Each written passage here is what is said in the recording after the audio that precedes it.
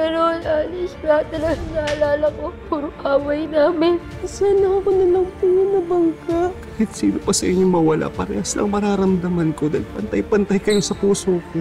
Anak, bakit malungkot ka? Hindi ka ba masaya na nakita mo ako? Please forgive me. Goodbye. Sino po sa inyo si Miss Culin Ruiz Cruz? Hinabol ko po siya. Naghihilaan po kami hanggang sa kuminglas po siya. Hindi ko po nailigtas si Jessica.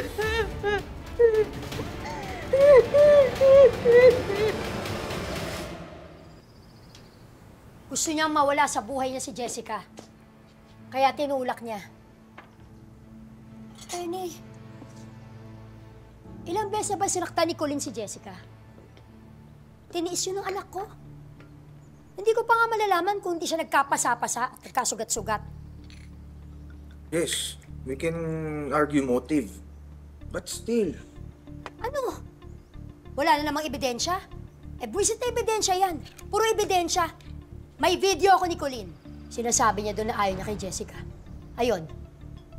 Hindi ba sapat na ebidensya yon? Mrs. Cruz, kinunan nyo yun illegally. Hindi admissible yun, alam mo yan.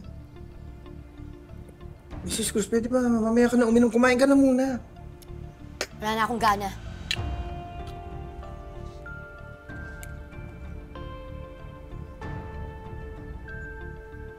Oo na, sige na. Kainin mo na rin yan.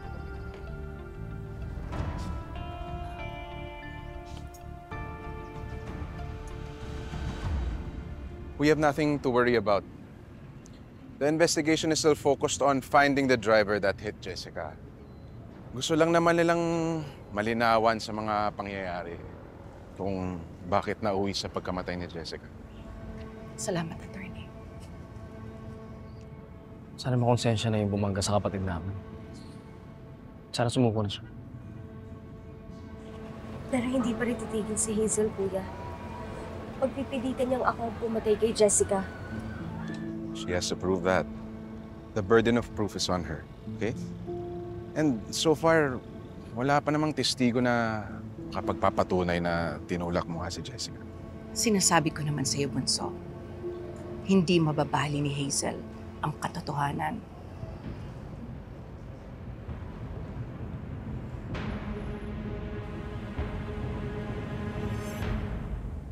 Okay. Okay, sige, salamat. Yung kontak ko sa presinto, si Culin daw pinauwi na. What? Bakit daw? Sinabi niya na hindi niya tinulak si Jessica. Napakasinungaling niya. Well, Mrs. Cruz, wala namang ibang testigo para kontrahin yung statement niya. If I were you, wag mo na habulin si Culin. Wala rin naman, hindi tayo makakapag-file ng charges without sufficient evidence. Maghanap ka ng ebidensya laban doon sa babaeng yun, attorney. Wala rin tayong mahahanap. Kung yung gusto mong kasuhan, nagsasabi naman ng totoo. Naniniwala ka doon sa sinungaling na yun? O tinatamad ka lang maghanap ng ebidensya, attorney? Pas kung tinatamad ka, sige, ako na lang. Sisiguraduhin ko sa'yo may makakalkal ako. Kung ano man yung binabalak mo, please, wag mo naman natin labagin yung batas. Don't do anything reckless. Huwag ka nang makialam sa diskarte ko, attorney. Isa lang naman ang gusto ko mangyari. Mapanagot kung sinong pumatay sa anak ko.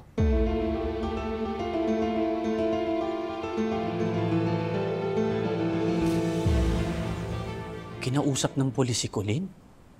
Hindi ba na-trauma yung anak ko, pre? Binalikan niya na naman yung nangyari. Hindi nga kami masyado nagkausap eh. Kasi pagdating niya, dumiretso na ng kwarto. Paring Paz. Oo, paalis na nga ako. Oo, sandali lang. I'll see you. Bye. Pare. Pare. Kumusta si Culin? Nagpapahinga. Pinabantayan ko nga kay Jeffrey at saka kay Andrea. Sige, kailangan ko nang mauna. May meeting pa ako sa Consumo Mart. Sige, Mare, ingat. Sige, pare.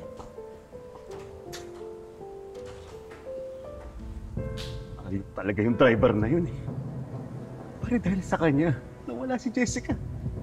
Ayun, si Culin, oh. Hindi matahimik kasi natatakot siya na papagbintangan siya. Pre, sabi mo, okay naman si Colleen. Ayon kay Atty. Evan.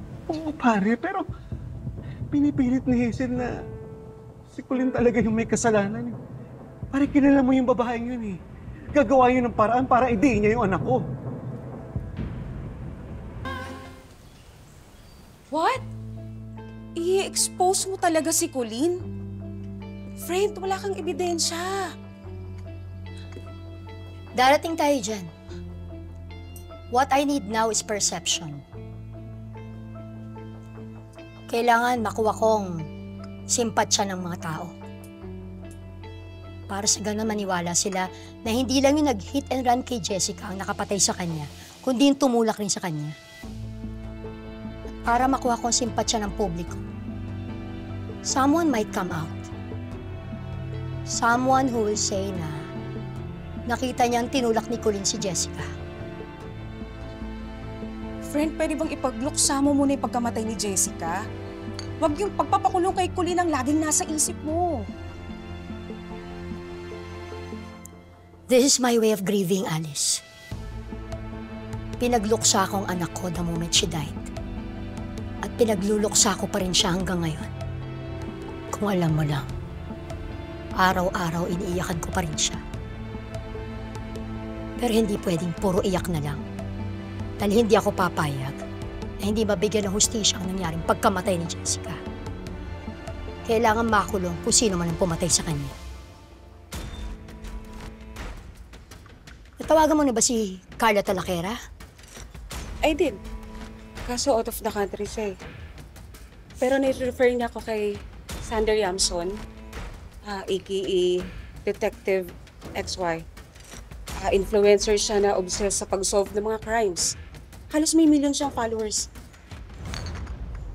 Perfect. Pwede bang tawagan mo siya? Tanong mo kung pwede siya mamaya.